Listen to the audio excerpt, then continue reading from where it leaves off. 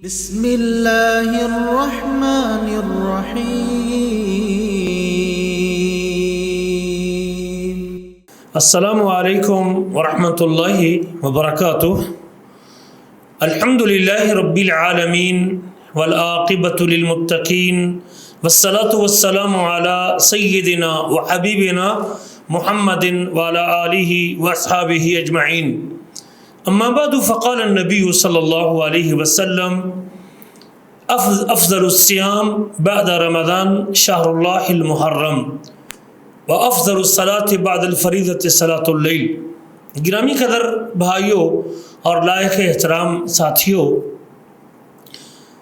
اسلامی سال کے پہلے مہینے کی ابتدا ہونے والی ہے۔ یہ محرم الحرام کا مہینہ ہے اور اس میں ہم دیکھتے ہیں کہ لوگ مختلف قسم کے اعمال اور افعال اس مہینے میں کرتے ہیں، لیکن کسی بھی قسم کا عمل کرنے سے پہلے یہ جاننا ضروری ہے کہ میرے حبیب اور میرے ہادی اور میرے سید حضرت محمد رسول اللہ صلی اللہ علیہ وسلم کا اسوہ کیا ہے، اللہ کے رسول صلی اللہ علیہ وسلم کی اس مہینے کے حوالے سے تعلیمات کیا ہیں، کتاب و سنت اس مہینے کے حوالے سے ہماری کیا رہنمائی کرتا ہے۔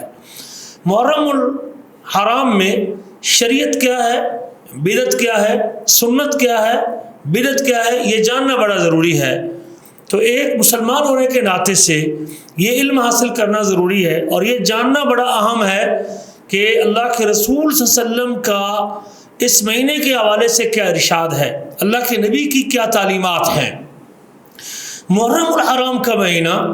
یہ ان 4 حرمت والے مہینوں میں سے ایک ہے جن کو اللہ تعالیٰ نے معزز قرار دیا ہے۔ سورۃ توبہ میں اللہ فرماتے ہیں کہ مہینوں کی گنتی اللہ تعالیٰ کے ہاں لوح محفوظ میں 12 ہے اور یہ تب سے ہے جب سے اللہ نے آسمان و زمین کو وجود بخشا ہے، ان میں سے 4 حرمت والے ہیں۔ اور پھر پیارے نبی صلی اللہ علیہ وسلم کی حدیث صحیح بخاری میں ہے، آپ نے فرمایا کہ وقت اپنی جگہ پہ آ چکا ہے اور سال 12 مہینوں کا ہے، ان میں سے 4 حرمت والے ہیں، اور آپ نے ان مہینوں کی تعیین کرتے ہوئے فرمایا کہ وہ ذوالقعدہ، ذوالحجہ اور محرم کا مہینہ اور رجب کا مہینہ ہے۔ 3 پیدر پے ہیں، مسلسل ہیں، اور چوتھا رجب کا مہینہ،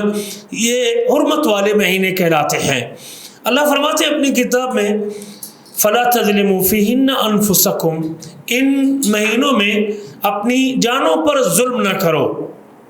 گناہ کا ارتکاب کر کے، شریعت کو پامال کر کے، واجب کو چھوڑ کے، حرام کا ارتکاب کر کے، اللہ کا حکم توڑ کے، رب ذوالجلال کی شریعت چھوڑ کے ان مہینوں میں اپنے آپ پر ظلم نہ کرو۔ ظلم تو سارا سال بنا ہے، لیکن ان اوقات کی خصوصیت کے پیش نظر یا ان 4 مہینوں کی اہمیت کے پیش نظر اور ان کی عظمت کے پیش نظر بالخصوص اللہ تعالیٰ نے ان مہینوں میں اپنے آپ پر ظلم کرنے سے منع کیا ہے۔ رسول کریم صلی اللہ علیہ وسلم کی تعلیمات کے مطابق محرم الحرام کا مہینہ جہاں یہ حرمت والا مہینہ ہے، وہاں آپ صلی اللہ علیہ وسلم کا دوسرا فرمان یہ ہے کہ رمضان المبارک کے بعد اگر کسی مہینے کے روزے سب سے افضل عمل ہے تو وہ محرم الحرام کے روزے ہیں۔ اللہ کے نبی صلی اللہ علیہ وسلم جہاں فرضی روزوں کا اہتمام کرتے تھے، وہاں نفلی روزوں کا بھی اہتمام کرتے تھے، اور روزہ ایسی عبادت ہے جس کے بارے میں اللہ فرماتے ہیں الصوم لی وانا اجزی بھی، روزہ میرے لیے اور میں اس کا بدلہ دوں گا۔ روزہ ایسی عبادت ہے کہ اللہ کے رسول صلی اللہ علیہ وسلم فرماتے ہیں کہ بعض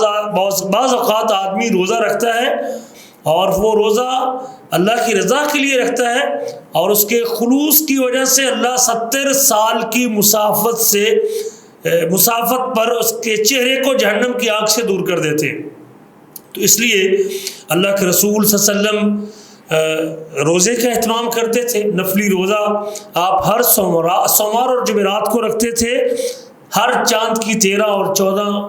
اور 15 تاریخ کو بھی روزے کا اہتمام آپ کرتے تھے، اور آپ نے صحابہ کرام کو بھی تعلیم دی ہے۔ تو دوسری شرعی حیثیت جہاں یہ حرمت والا مہینہ ہے، اس کی دوسری شرعی حیثیت یہ ہے کہ یہ نفلی روزوں کا سب سے افضل محل ہے۔ ہمیں چاہیے کہ پورا مہینہ اہتمام کرے، اور اگر کوئی شخص پورا مہینہ نہیں کر سکتا تو اسے چاہیے کہ وہ ہر سوموار اور جمعرات کی کوشش کرے، اور اگر وہ بھی ممکن نہیں تو ایام 20 کا اہتمام کرے، اگر وہ بھی ممکن نہیں تو کم از کم اس مہینے کی 10ویں تاریخ کے روزے کا اہتمام کرے۔ یہ اس کی تیسری شرعی حیثیت ہے کہ 10ویں محرم کا روزہ، عاشورہ محرم کا روزہ، اللہ کے رسول صلی اللہ علیہ وسلم جب مکہ میں تھے تب قریش مکہ بھی رکھتے تھے، مدینہ تشریف لائے تو آپ صلی اللہ علیہ وسلم نے خود بھی روزہ رکھا اور صحابہ کرام کو حکم بھی دیا، اور پھر اس کے بعد اللہ کے رسول صلی اللہ علیہ وسلم نے جب یہود و نصارہ کو روزہ رکھتے دیکھا تو آپ نے فرمایا اور ان سے پوچھا کہ تم کس لیے رکھتے ہو؟ تو فرمایا اس لیے رکھتے ہیں کہ موسیٰ علیہ السلام کو اللہ تعالیٰ نے اس دن نجات دی تھی اور فرعون کو اس کی قوم کے ساتھ غرق کیا تھا،